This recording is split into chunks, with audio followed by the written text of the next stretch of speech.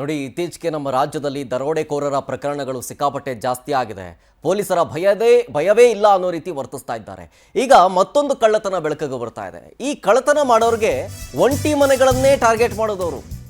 ಒಂಟಿ ಮನೆಗಳನ್ನೇ ಟಾರ್ಗೆಟ್ ಮಾಡಿ ಮನೇಲಿರೋರ್ಗೆ ಹೊಡೆದು ಬಡ್ದು ಕಳ್ಳತನ ಮಾಡ್ಕೊಂಡು ಎಸ್ಕೇಪ್ ಆಗ್ತಾರೆ. ಈಗ ಆ ರೀತಿ ಮಾಡಿದಂಥವರು ಅರೆಸ್ಟ್ ಆಗಿದ್ದಾರೆ.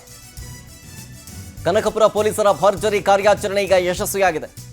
ಸುಹಾಸ್, ರೇವಣ್ಣ, ಭುವನ್ ಇವ್ರು 3 ಜನ ಬಂಧಿತ ಆರೋಪಿಗಳು.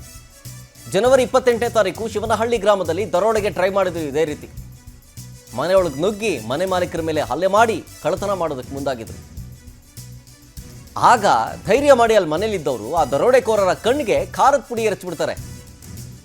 ಕಳ್ಳತನಕ್ಕೆ ಬಂದಿದ್ದ ಖದೀಮರನ್ನ ಓಡಿಸ್ತಿದ್ದಾರೆ ಆ ಮಹಿಳೆ. ದಿಟ್ಟ ಮಹಿಳೆ, ಧೈರ್ಯವಂತ ಮಹಿಳೆ. ಕನಕಪುರ ಗ್ರಾಮಾಂತರ ಪೊಲೀಸ್ ಠಾಣೆಯಲ್ಲಿ ಸದ್ಯ ಪ್ರಕರಣ ದಾಖಲಾಗಿದೆ.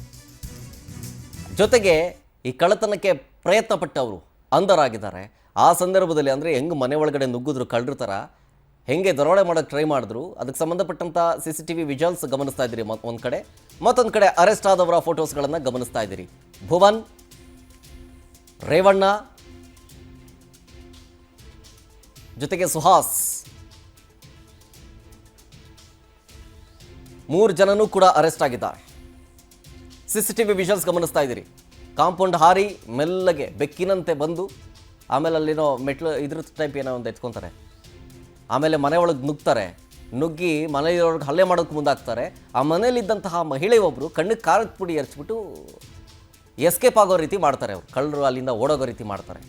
ಇದು ಪೊಲೀಸರಿಗೆ ವಿಷಯ ಮುಟ್ಟಿಸಿದ ನಂತರ, ಪೊಲೀಸರ ಯಶಸ್ವಿ ಕಾರ್ಯಾಚರಣೆಯ ನಂತರ 3 ಜನ ದರೋಡೆಕೋರರು ಅರೆಸ್ಟ್ ಆಗಿದ್ದಾರೆ ಈಗ.